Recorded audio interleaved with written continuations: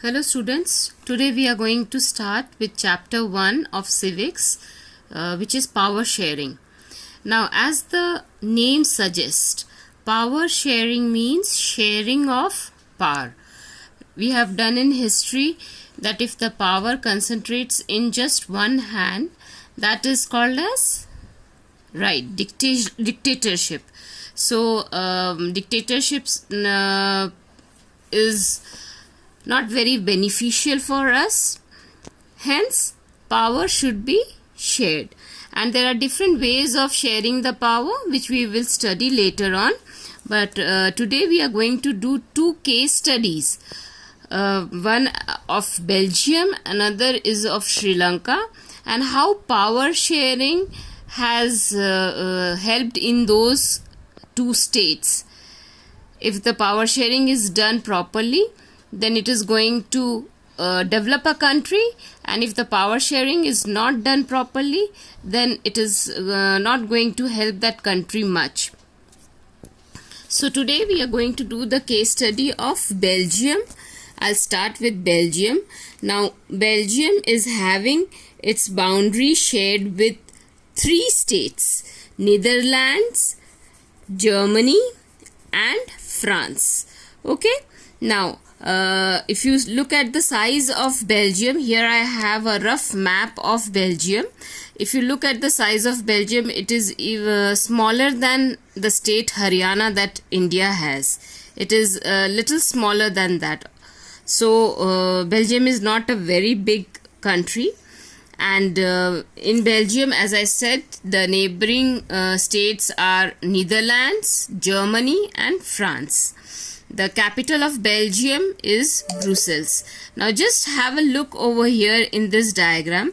You can see that the majority portion of Belgium, that is 59% of Belgium, is having Dutch speaking community, and this area is called as Flemish. Flemish area is having Dutch speaking community, which is of 59%, and the minor a little less than that is the Walloon area, which is having the French speaking community of 40%, and a very small, that is 1% of people are speaking German. So there is an area which is having only 1% of German speaking community. So we find that there's a diversity in Belgium related to the language speaking. There are three different languages that is present. So there's a diversity present in Belgium. And another important word that we need to know is ethnic. Now, what is ethnic? What do we understand by this word ethnic? Ethnic is the grouping of people together on the basis of shared culture that they have. It can be a shared language, a common culture, a common religion, or a common tradition. So if any particular group is having a common shared culture or language or religion or tradition, we call that group as ethnic group. Okay, so we see that Belgium is having diversity, and there is ethnic group also, where Dutch speaking is 59%, French speaking is 40%, and German speaking is 1%. Now there's another important point about Belgium is that its capital is Brussels. Now the percentage ethnic composition of Brussels is just opposite to Belgium. The ethnic construction of Belgium. This we will call as the ethnic construction of Belgium. What is the ethnic culture of ethnicity of Brussels? Brussels is having 80% of French and 20% of Dutch speaking. So you just see it is just opposite.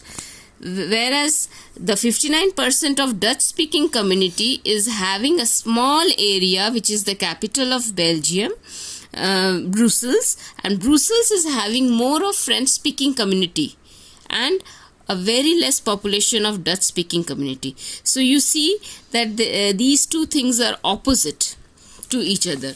Now since we see here there is a majority of French speaking community in Brussels, and here there is a majority of Dutch speaking community.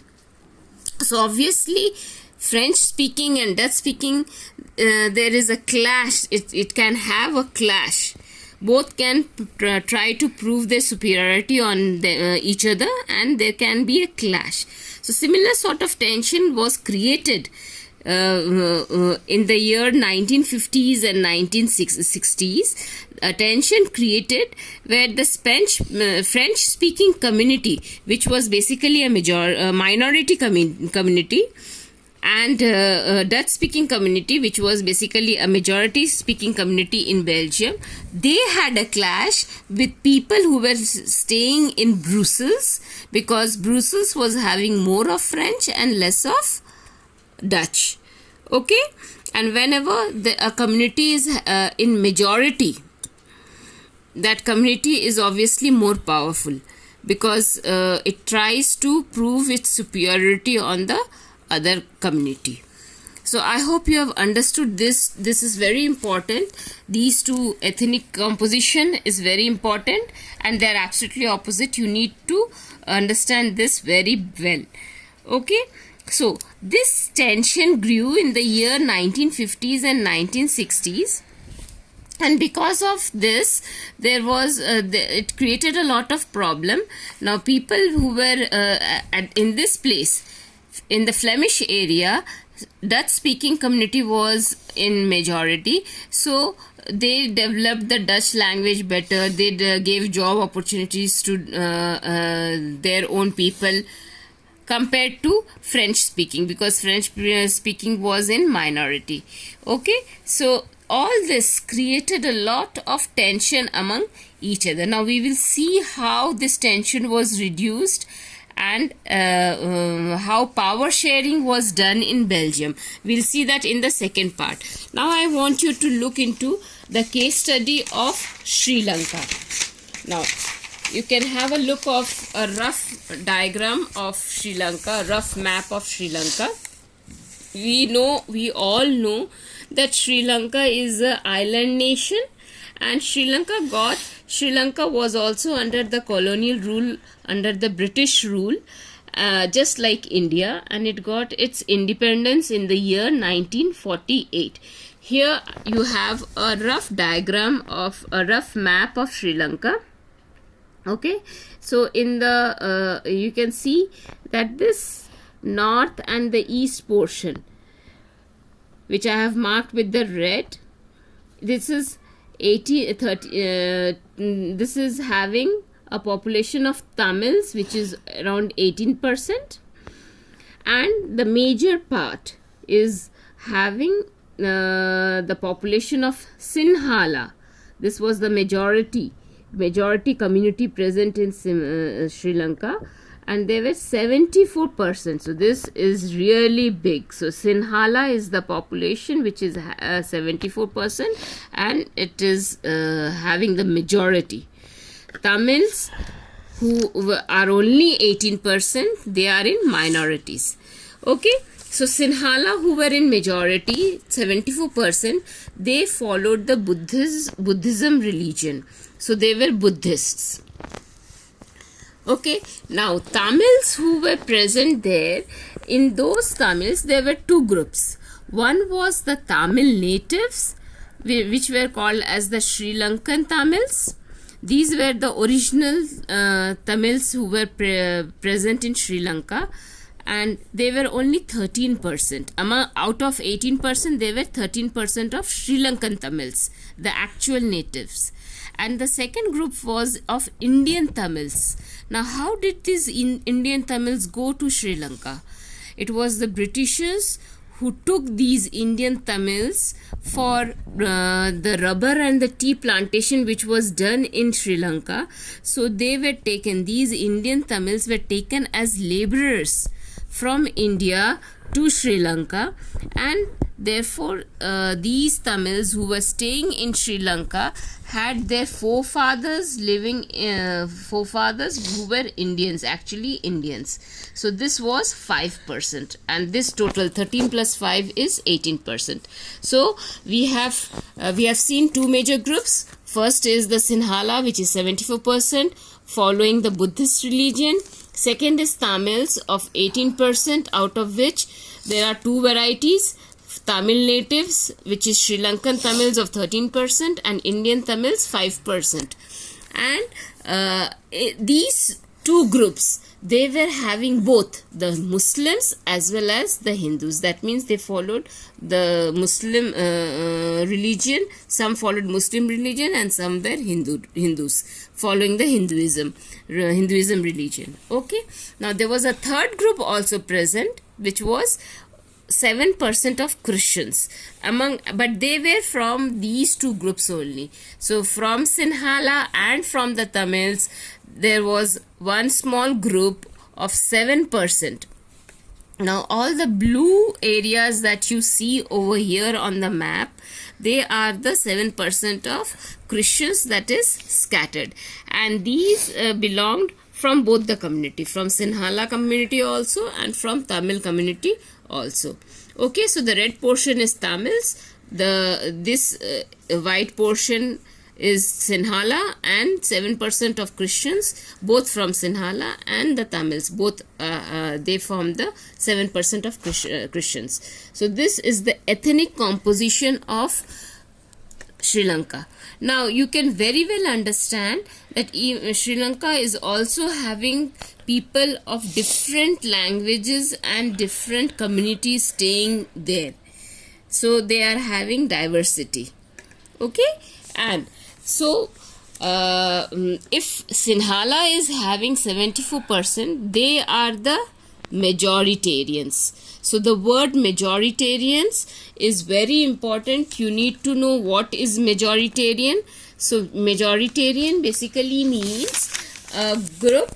It's a belief that the majority community should be able to rule the country in whichever way it wants, by disregarding the wishes and the needs of the minority. So what is majoritarianism? Majoritarianism is basically a belief.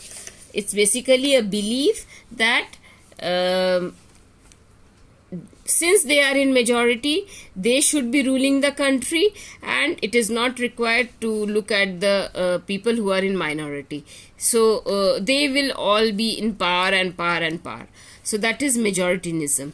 Now since these were in majoritarianism, the Sinhala community, they passed, Sri Lankan government passed an act in 1956, and they officially made Sinhala as the official language. Now when Sinhala was made the official language, the Tamils who were in minority, they felt quite ignored. They felt disregarded and ignored. Okay, now what else was done in the Act of 1956? More favor was given to the Sinhala community. They were given opportunities in jobs, in universities, and it was also said that Buddhist religion will be now protected, and it will be it will have more of followers. People will make it more popular. So it will be fostered. So three main points: Sinhala as the official language, favoritism was given to Sinhala community in the government jobs and in universities, and Buddhism would be protected and fostered. Okay, now when this act was passed, what was the reaction to the act? What will happen? Will the Tamils like it? No. The Tamils definitely did not like it. They felt very ignored. They felt alienated. Alienated means to feel ignored. So they felt ignored. And this started bringing a lot of resentment among the Tamils. Okay, they felt that we are not being given equal political rights. So first, they felt ignored. Second, they felt that they were not given the equal political rights. And third, development of only Buddhism also made them feel that what about our religion? Is our religion not important? Is Buddhism only important? So they started feeling very unhappy of making Buddhism as developing only the Buddhism religion only, especially the Muslims, Tamils and the Hindu. The Tamils who were present, who were either Muslims, Hindus or Christians. So they started feeling very unhappy about the Buddhist religion. Now, and the fourth important point was the relation between the Sinhala and the Tamil communities was strained up. Tension started developing over here. Okay, so when the tension started developing, what happened? These Tamils, they launched parties for struggle of recognitions. So they were forming small parties, and that for recognition, and that started increasing. Number of parties were formed, and then they started officially establishing Tamil as the official language. Instead of Sinhala, they opposed Sinhala language, and now they wanted Tamil to be the official language. So they announced themselves that Tamil is the official language. Okay, they demanded equal opportunities in job fields as well as in education fields. So since they, but this was again and again denied by the majoritarians. Who were the majoritarians? Can you just tell me? Yes, the Sinhalas who were the majoritarians, and they were repeatedly denying that no, you will not be getting equal opportunities in jobs and education. Now, because of all this, in 1980, there was a demand for independent Tamil Elam state. Okay, so there was a demand in 1980 for having an independent state which will be called as Tamil Elam. And this Tamil Elam will be basically which part? You can just see the north and the east. So this north and the east will become the Tamil Elam state. These Tamils, they demanded that. Okay, and they said that this is they formed several political organizations to just make their demands look more strong. Now finally, all these factors led to the civil war, and because there was a civil war in Sri Lanka, there was a culture and economic setback in Sri Lanka. Now, what do you understand by social economic setback, cultural setback, and economic setback? Now, social setback means the social communities which were present over there. Families either had to leave their homes and go away. They have to leave the country. They might have to leave their birthplaces and go away. So that is the setback for the social on the social standards. What is cultural setback? Again, obviously when families are not able to stay, their culture is going to be affected. So there will be a cultural setback, and that area will be very disturbed. So there will be less opportunities of job. There will be problems in education. So obviously economic setback is also going to be there. There will be unemployment, there will be a poverty, there will be poor health, medical facility, and all this will come with the civil war. So these are the drawbacks of the civil war that Sri Lanka faced. So students, now your homework is to read this chapter. I have not done much. You are going to read page number 2, 3 and 4. Okay, I have done only till accommodation till here, and I'll start with accommodation in Belgium in next class. So I want you to do a thorough reading, and in case you have any problem, you are going to ask me questions, and I'll clarify your points. Please do the reading, otherwise you will not understand what is actually power sharing, and then because power sharing is really important chapter, you definitely will have questions from this chapter.